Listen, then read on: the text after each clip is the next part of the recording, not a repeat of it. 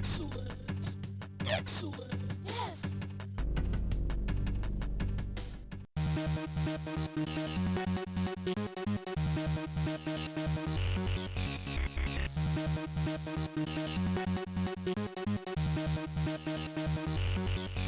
Play.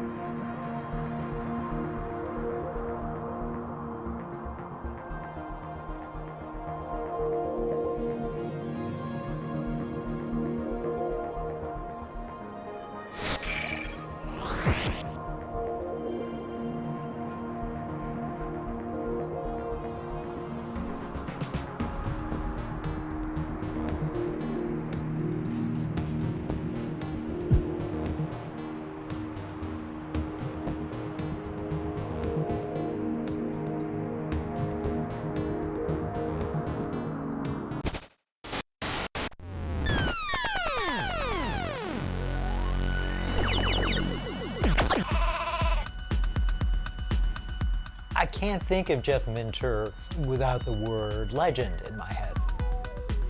He's been around the industry for many years and still makes artful games that have influenced a great number of people.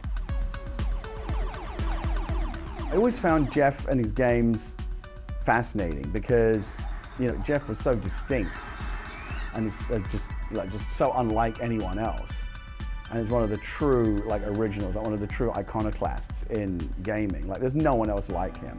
If Jeff didn't exist, you'd have to invent him, right? Because someone has to be that guy. There aren't enough people like Jeff. He is in his things. What he makes is him. What makes Jeff stand out, and what for me was the whole point of the artistry when I was younger, was this notion that it's you in the thing. It is an extension of you. It is a part of you. It is part of your character, your personality. What he's making is stuff he makes out of love, and that's always been present in everything that he does. I think that's just one of the things that makes the games lovely, that makes the games are so integral to Jeff, and Jeff is so integral to the games. Obviously, I was a big fan of Jeff from the 80s. I think he was one of the main reasons I got a Commodore 64 after having a Spectrum. After seeing, I think, Sheep in Space and Revenge of the Mutant Camels, I thought, oh, hello, this is interesting. It was this lifestyle, cultural choice that he'd made, which was so different to everyone else. Everyone else was just a company or a product, and Jeff was Jeff. He was in magazines talking about his life. He was talking about what interests him, what was different about the way he approached it. He was engaging with people directly, and Jeff was passionate about the art of making games, being himself, and if people like to pay him money to do that, fantastic. The way he dressed, it looked a bit rock starish and hippie-ish as well. He had long hair and a beard, and he dressed a bit like a hippie, I suppose. Which I could relate to, because in the 70s I grew my hair long. Well, we weren't called, we were known as hairies then. They always had those Peruvian jumpers and the animals in there, oh yeah. And the long hair and oh yeah, here he is. Here's the hippie. He had like an Afghan coat, sheepskin on the outside and the fluff down the front. Yeah, oh yeah, I remember that. Very different from the other programmers that he met at those times. Very, very different. It's somewhere between being very rock star and not rock star at all. I can't quite decide because he will just dress how he likes and speak his mind, and he's very lovely and very open to speaking with everyone. And it is very interesting to see someone who's never really fallen into the trap of wanting to conform to what the industry thinks anyone should be.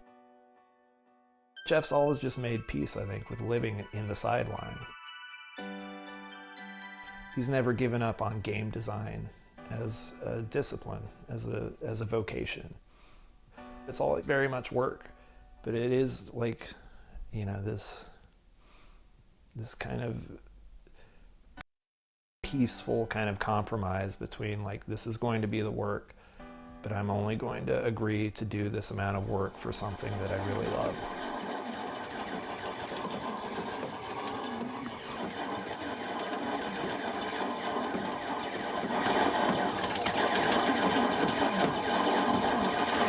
A bit tempesty when we're going into the tube. I do like the tube shooters.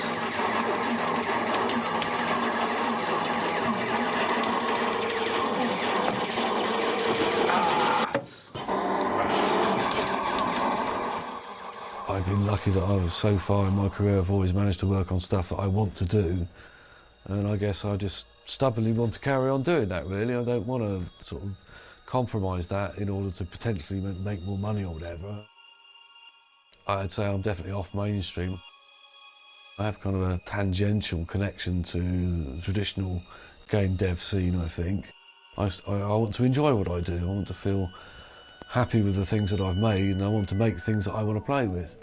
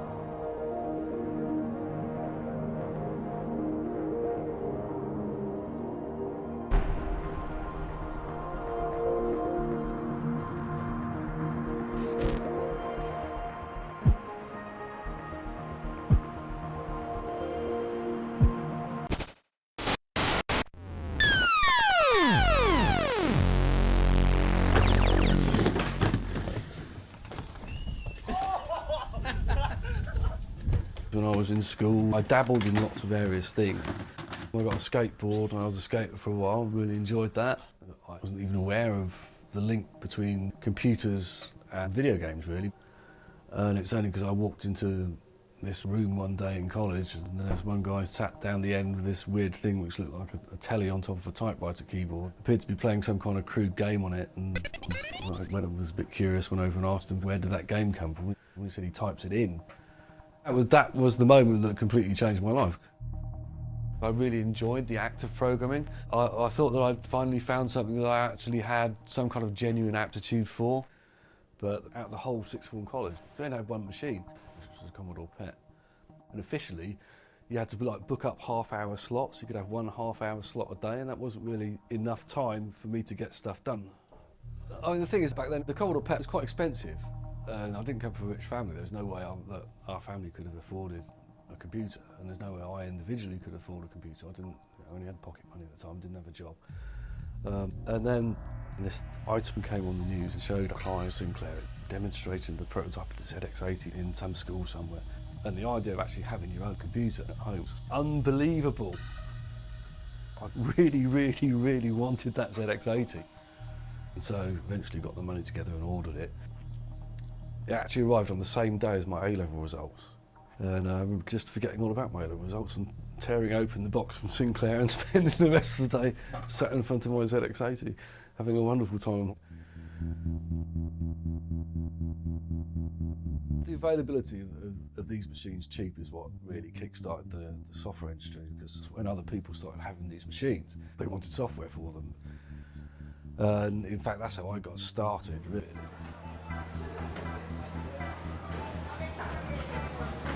I went up to ZX Micro Fair.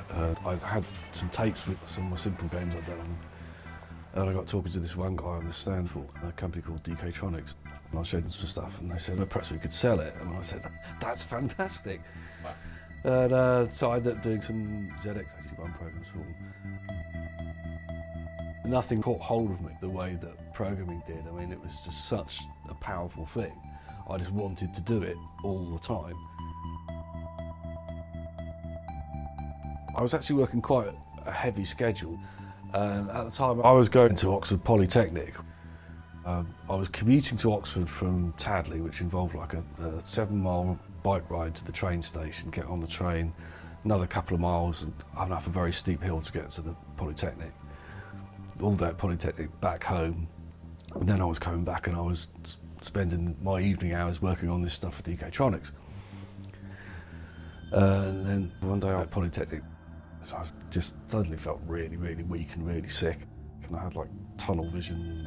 Then it was obvious that something was not right. And they found out I had some condition called pericarditis, which is where it's an inflammation of the lining of the heart, and the heart rubs against it and becomes distressed. And that took me 6 or 7 months to recover from that. It made me very weak for quite a long period of time. I had to have a lot of rest, and one of the things I could do while incapacitated that way, I could still do my programming. I mean, while I was ill, that's when I did some of the work which led to my first Llamasoft games.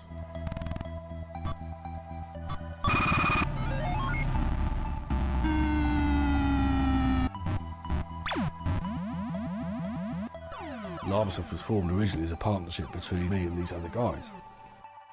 I've been hanging out with this son of a guy who owned the local video store in Tadley, and him and his dad, they said, why don't we form a company together and sell some of your games? You've been ill, you know, you've got to look after yourself. We'll look after all the business stuff. And we started doing stuff together. When we first started out, I was doing what everybody else was doing, just copying arcade games. On the VIC-20, I did this game called Defender with an A on the end, because that's how everybody used to avoid copyright back then, so they thought. And then Atari started throwing their weight around and threatening people. We thought we'd better at least make it so it doesn't say Defender anymore. So we changed the name of the game to Andy's Attack. Andy's as in the mountain range. Instead of rescuing humans, you rescued little llamas. It was a pretty crappy version. A chunky character-based scroll, and the ship was the size of a bus and handled about as well. These other guys who had a big deal about they wanted to have 70%. I naively thought, oh, well, maybe that's a good deal, I don't know. I mentioned this to my mum. My mum was like, absolutely no way was this going to happen. And she insisted on meeting up with these people, and it was like, it's going to be 50-50 or not at all. But it became apparent they weren't going to negotiate, they wanted to have 70%. So we ended up splitting, quite acrimoniously, I remember. And Llamasoft became basically our family business, with starting out with me being my mum. My mum doing a lot of the admin, sort of business side of things, and me just doing all the programming.